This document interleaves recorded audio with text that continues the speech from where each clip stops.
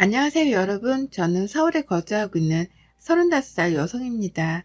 저는 현재 디자인 회사에서 책 표지를 디자인하는 업무를 하고 있어요. 뒤늦게 일을 시작한 터라 아직 많은 적응이 필요해요.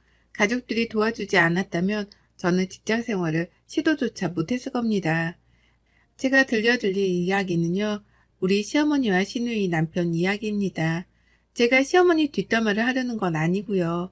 시누이 남편 덕분에 나름 속 시원했었던 일이 있어서 그 이야기를 해볼까 해요. 그날을 계기로 시어머니와 제 사이가 더 돈독해지기까지 했답니다. 오해하실까봐 미리 말씀드리는데 저 시어머니랑 사이 좋답니다. 물론 초반에는 많이 삐그덕거리긴 했지만요. 친정엄마가 계시지 않은 탓에 음식은 제대로 할 줄 아냐며 살림만 배워온 게 있느냐며 결혼 전이나 후나 온갖 잔소리를 시전하셨습니다. 친정아버지는 외국에 살고 계시고 친정엄마는 제가 고등학생이던 해 돌아가셨어요. 그러니 당연히 살림을 제대로 배운 기회도 없었고 여러모로 한참 가르침을 받아야 했죠. 그래도 제 나름대로 잘 살아왔다고 자부했는데 매번 하는 행동마다 지적질 당하니 여간 힘든 게 아니었죠. 예, 빨래는 당연히 색깔별로 구분해서 빨아야 하는 거야. 속옷은 무조건 손빨래를 해야 하고 음식은 할 줄 아니? 아직도 간장 종류를 헷갈려 하면 어떡해. 냉장고 관리를 도대체 어떻게 하는 거야? 이 식재료는 이렇게 보관하면 안 돼. 너 그리고 반찬 사 먹니? 내가 뭐라 그랬어. 사람이 먹는 건 집에서 만들어 먹어야 한다고 했지? 모든 음식은 정성이다. 맛도 중요하지만 내 식구가 먹을 건데 바깥 음식이 웬 말이라니. 저도 사람인지라 매번 듣는 잔소리에 서럽기도 했어요. 혼자 남몰래 화장실에서 샤워를 하며 울기도 하고 맥주를 한 모금 들이키며 다 배워가는 과정이겠거니 하고 훌훌 털어버리기도 했죠. 시어머니와 몇 번을 다투기도 하고 남편과 헤어져야 하나 생각될 정도로 심각했던 순간도 덜어 있었어요. 하지만 지금 생각해보면 그게 다 피가 되고 살이 되는 말이었죠. 저는 남편과 고등학생 때 만나 쭉 연애해보다 대학교를 졸업하고 바로 결혼했어요. 아직도 주변 친구들은 뭐가 그리 급해서 일찍 결혼했냐 하지만 첫눈에 반한다는 말이 있죠. 저희가 딱 그런 케이스예요. 지금까지 콩깍지 한 번 안 벗겨진 거 보면 저희도 신기하지만 그만큼 서로 의지하고 믿고 사랑한다는 증거 아닐까요? 저는 일찍 결혼해서 아이도 허니문 베이비로 생겼죠. 아이는 벌써 초등학교 5학년이랍니다. 이제 결혼을 시작한 친구들은 부럽다며 자신들은 언제 키우냐고 그러네요. 좋겠다. 우리는 이제 결혼하고 아이 낳고 키우려고 하면 아우 생각만 해도 끔찍하다 야. 그래도 너는 얘가 벌써 초등학교 5학년인데 다 키웠지 뭐. 부럽다 정말. 부럽긴 뭐가 부러워. 그리고 사람 사는 거 다 똑같다? 니들 직장 생활하며 여행도 다니고 맛있는 것도 많이 먹고 놀러 다닐 때 난 집에서 육아하느라 그럴 시간이 없었어. 난 그게 더 부러운걸? 저는 대학교를 졸업하며 결혼하고 바로 출산을 경험한 탓에 육아에 집중해야 했고 아이가 어느 정도 크기 전까지는 일을 하지 못했어요. 덕분에 사회생활의 경험은 남들보다는 현저히 적었고 경력이 단절된 기간이 길었습니다. 디자인 학과를 졸업한 탓에 프리랜서로 재택근무를 하던 게 다거든요. 아이가 어느 정도 크고 나서 시어머니께 맡기고 뒤늦게 일을 하게 됐답니다. 그것도 정말로 다행인 것이 재택근무로 일을 하던 디자인 회사의 인연으로 막내 디자이너로서 근무를 할 수 있게 된 거예요. 처음으로 시작한 사회생활이었기에 누구보다 잘해내고 싶은 욕구가 강했고 아이도 스스로 무언가를 할 줄 아는 나이가 되었다고 생각해 일을 해도 되겠다 생각했죠. 혼자만의 생각으로는 도저히 감당해낼 자신이 없었기에 남편과 시어머니에게 고민을 털어놓았죠. 그랬더니 웬일로 아이를 봐주겠으니 하고 싶은 대로 해보라며 저를 지지해 주셨어요. 그렇게 설레는 첫 직장 생활을 하게 된 거랍니다. 신우이도 재작년에 오래 연애한 남자친구와 아이가 생겨 결혼했고 올해 복직해 시어머니가 신우이의 23개월 된 아이까지 봐주고 계세요. 저희는 늘 시어머니에게 죄송하기도 하고 감사하기도 하고 그래요. 그래서 집도 시댁 근처로 이사와 서로 자주 왕래하며 지낸답니다. 신우이도 남편보다 한 살 아래고 신우이 남편도 저희 부부와 동갑이라 자주 만나고 이야기도 잘 통해서 거의 친구처럼 지내고 있어요. 저희 시어머니는 말 그대로 옛날 분이세요. 집안일도 깔끔하고 야무지게 잘하셔서 정말 주부 백단 수준이랍니다. 음식 솜씨도 좋으셔서 밖에서 외식은 거의 하지 않으시고 웬만하면 직접 만들어 드세요. 요즘 애들은 어떤 음식을 좋아한다니? 수혁이가 요즘 밖에서 떡볶이며 감자튀김이며 잔뜩 사 먹던데 요즘 애들이 좋아하는 음식이 뭐라니? 글쎄요. 요즘 애들이 좋아하는 게 다 거기서 거기 아닐까요? 왜요? 어머니도 드시고 싶으세요? 제가 사드릴까요? 아니, 사 먹기는 무슨, 내가 언제 그런 거 사 먹는 거 봤니? 수혁이 학교 가고, 아람이 어린이집 가고 나면 남는 시간에 공부 좀 해볼까 하고, 내가 요리를 좋아하니까 그런 거 배우면 좀 낫지 않을까 싶어서. 혼자 무료하게 계시는 것보다는 나을 것 같아요. 얘들도 어머니 음식 잘 먹고 하니까 괜찮은 방법 같아요. 그렇게 아이들 입맛에 맞춰 음식을 배우고 싶으시다고 아이들 학교 어린이집을 보내놓고 요리학원까지 다니신답니다. 저희 시어머니는요, 여자는 그저 집안일을 하며 남편 내조에 힘써야 한다. 라는 고전적인 생각을 가지신 분이지만 가족을 생각하는 마음 하나만은 정말 최고세요. 물론 처음에는 어린 마음에 그런 시어머니가 적응이 되지 않았고 어렵기만 했죠. 한 번은 제가 임신 8개월쯤 배에 갑자기 묵직한 통증이 온 적이 있었어요. 막달이 다 되어가니 배가 뭉치는 증상인가 보다 하고 병원에서 처방받은 진통제를 먹으며 3일 정도를 버텼거든요. 마침 남편이 해외로 출장을 가 있는 상태여서 집에 저 혼자 있었는데 하필 혼자 있을 때 배가 너무 아파서 소리도 못 내고 끙끙 앓고 있었어요. 거의 기절하다시피 거실에 쓰러져 있었는데 마침 반찬거리를 주러 오셨던 시어머니가 저를 발견하시고는 급하게 119를 불러 병원으로 갔죠. 어머니, 저 배가 너무 아파요. 저 이러다 정말 죽을 것 같아요. 살려주세요, 어머니요. 아니, 얘가 왜 이래? 의사 선생님, 얘 좀 어떻게 해주세요. 우리 며느리 좀 살려주세요.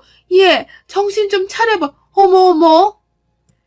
저는 극심한 고통에 정신을 잃었고 응급실에 실려가 여러 가지 검사를 받은 결과 담석증과 맹장염이 같이 온 거였어요. 지금 거의 맹장이 터지기 직전이에요. 임산부라 함부로 수술을 할 수도 없는 노릇이니 몇 가지 검사를 더 해본 뒤 내일 아침에 바로 수술을 하도록 하죠. 그동안 어떻게 버티셨어요? 이 지경이 되도록 뭐하고 계셨어요? 여기서 더 심했으면 당장 아이를 출산해야 했을 수도 있었어요. 그만큼 위험했단 소리입니다. 하지만 지금 상태를 보니 다행히 심각한 상태는 아니군요.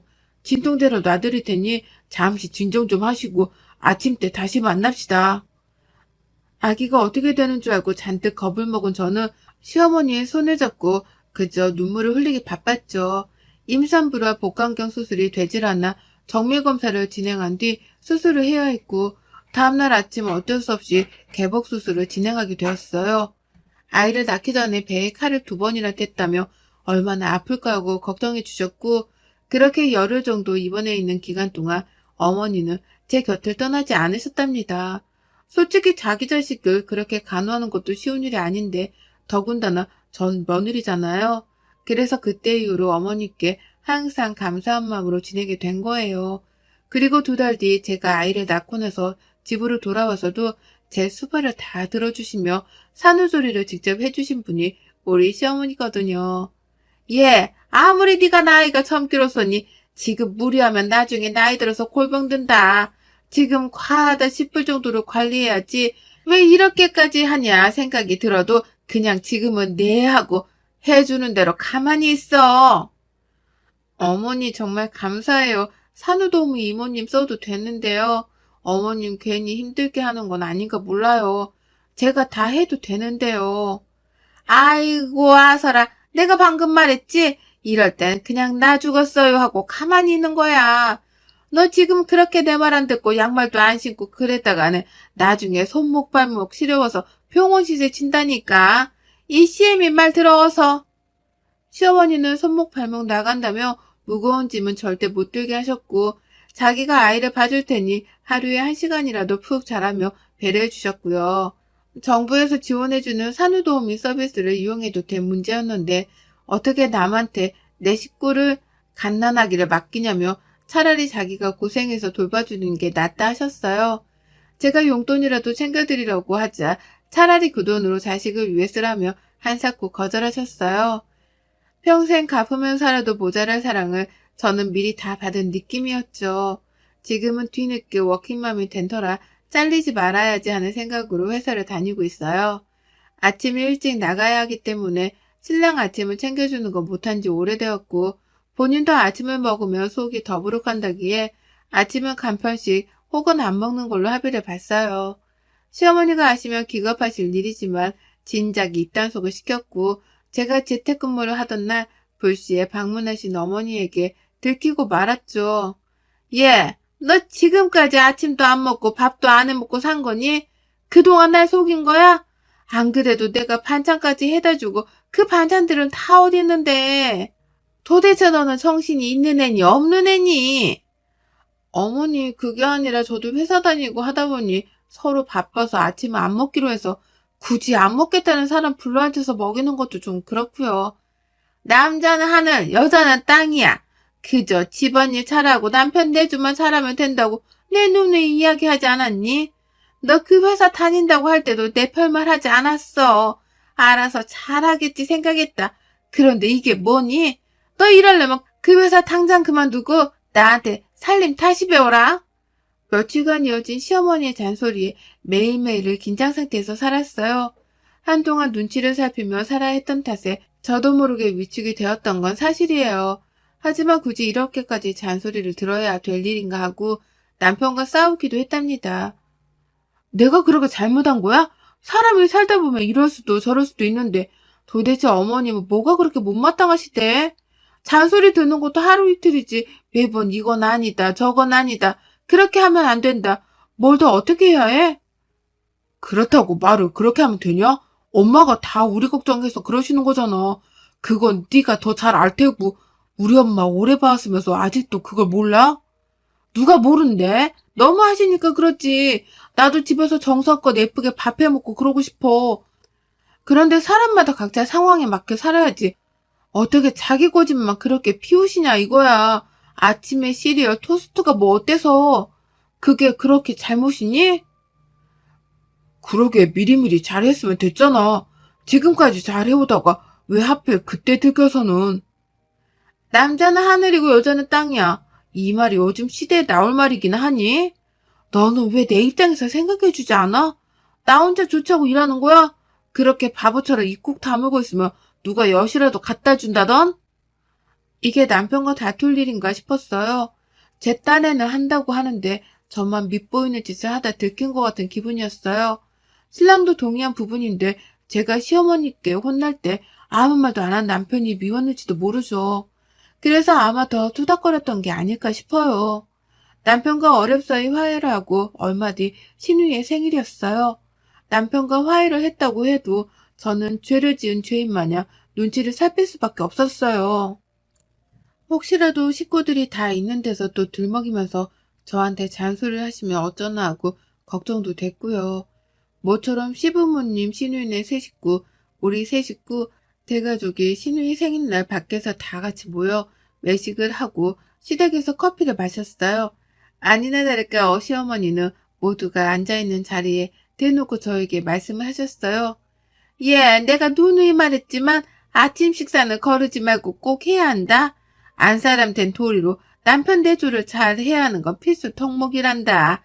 음식도 바깥 음식 먹다 보면 그게 다 돈이고 낭비야. 알겠니? 에이, 엄마, 기분 좋은 날까지 잔소리야? 언니가 알아서 잘하겠지. 그리고 요즘 누가 일일이 해먹어. 바쁘면 사먹기도 하고 한두 번쯤 건너뛰기도 하고 그러는 거지. 나 때는 안 그랬어. 그저 바깥 일하는 남편 힘드니까 잘 먹고 건강하라고 내조에 힘썼다.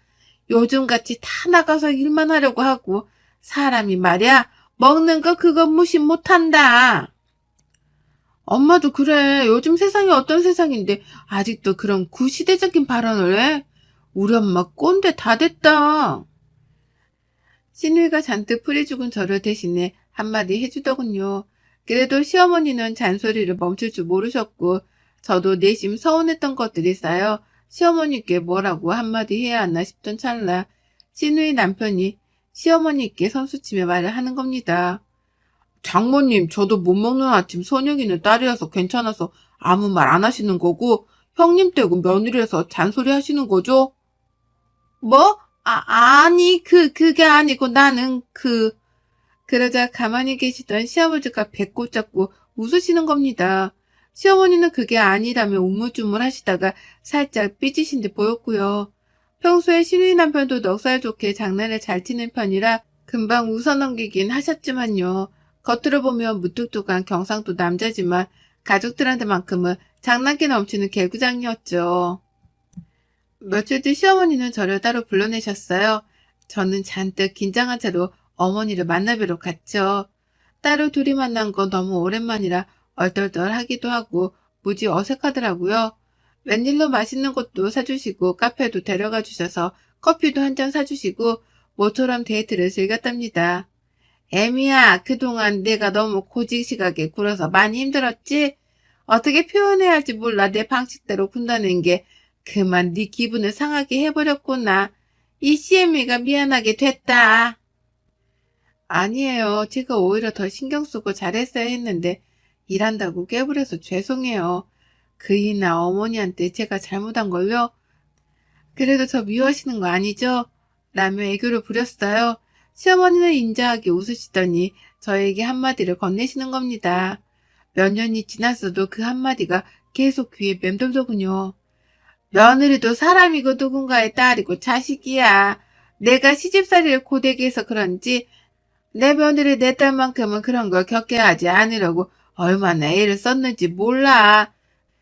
그게 너희들한테는 잔소리가 되었을지언정 너희에게 피가 되고 살이 된다는 생각에 내 나름의 방식을 몰아붙였던 것 같다. 나는 한 번도 너를 며느리라 생각한 적이 없어. 그저 내 딸이고 소중한 가족이지. 앞으로도 그럴 게다. 내 성격이 둥글지 못한 탓에 표현을 잘 못한다만 알아서 잘 새겨들어. 엄마가 사랑한다. 우리 며느리 내 딸아. 아마 시어머니가 저를 따로 불러내 데이트를 즐기지 않았다면 선뜻 나서서 저에게 먼저 미안하다고 말씀하지 않았으면 지금쯤 아마 서로 왕래도 안 하고 어색함만 감도는 고부지간이 되었을 거예요. 철없는 나이에 시집와 지금까지 시어머니가 안 계셨으면 어땠을까요?